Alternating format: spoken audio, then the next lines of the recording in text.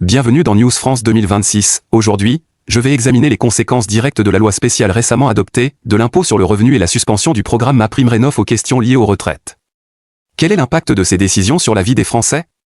Découvrons-le ensemble. À mon sens, la loi spéciale votée par l'Assemblée nationale et le Sénat le 23 décembre 2025 n'est pas simplement une solution technique pour assurer la continuité des services publics, mais elle reflète clairement le blocage et la fragilité de l'appareil gouvernemental lorsque le budget ne peut être adopté à temps. Je comprends pourquoi le gouvernement, dirigé par le Premier ministre Sébastien Lecornu, a été contraint d'opter pour cette solution. Sans budget pour 2026 et sans législation spéciale, de nombreux services publics essentiels seront paralysés dès le début de l'année. L'optimisme de M. Lecornu quant à la possibilité d'adopter le budget en début d'année prochaine est rassurant. Mais en réalité, cette loi montre que le gouvernement gagne du temps, et le prix à payer est lourd. Ce qui m'inquiète le plus, c'est le gel de nombreuses mesures et investissements. Le programme MaPrimeRénov', que de nombreux ménages attendaient avec impatience pour améliorer leur logement et économiser l'énergie, ne se poursuit désormais qu'avec les demandes approuvées avant le 1er janvier.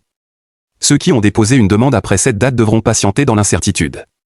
À mon avis, cela déçoit non seulement la population, mais ralentit aussi la transition énergétique, un objectif que le gouvernement a toujours présenté comme prioritaire. Le contraste est encore plus frappant dans le secteur agricole.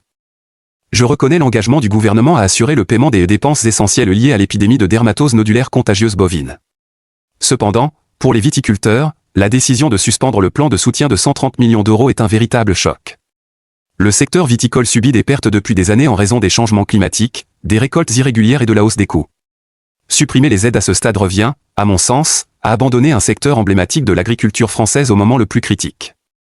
Sur le plan social et fiscal, la situation n'est guère plus réjouissante.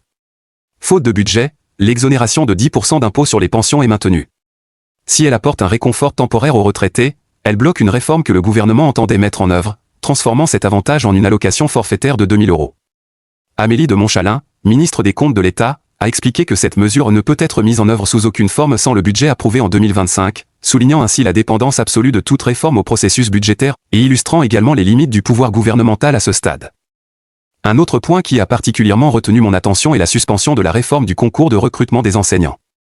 Face à la grave pénurie d'enseignants en France, le projet de permettre aux titulaires d'une licence de passer le concours et de bénéficier de 2 années de formation rémunérée était perçu comme une solution.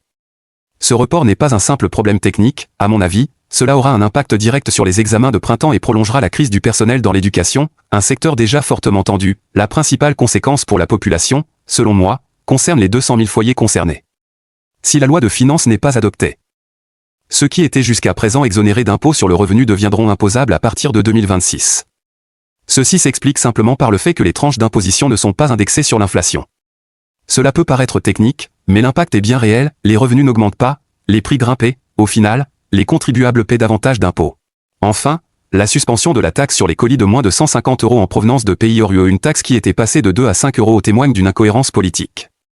Une mesure largement annoncée pour protéger le commerce intra-européen est désormais gelée faute de budget. En résumé, de mon point de vue, cette loi est comme une bouée de sauvetage à court terme pour l'État français, mais aussi un signal d'alarme. Cela montre que lorsque le budget est bloqué, ce ne sont pas seulement les chiffres qui sont affectés, mais aussi la vie quotidienne des citoyens, agriculteurs, enseignants et ménages. Si le budget n'est pas approuvé rapidement, ces mesures temporaires risquent fort d'avoir des conséquences bien plus durables que ce que le gouvernement tente de faire croire. Ainsi, la loi spéciale n'est pas qu'une solution provisoire aux problèmes budgétaires, mais a des répercussions très concrètes sur les impôts, le MaPrimeRénov' et même les retraites. Tant que le budget 2026 n'est pas adopté, l'attente et l'incertitude persistent.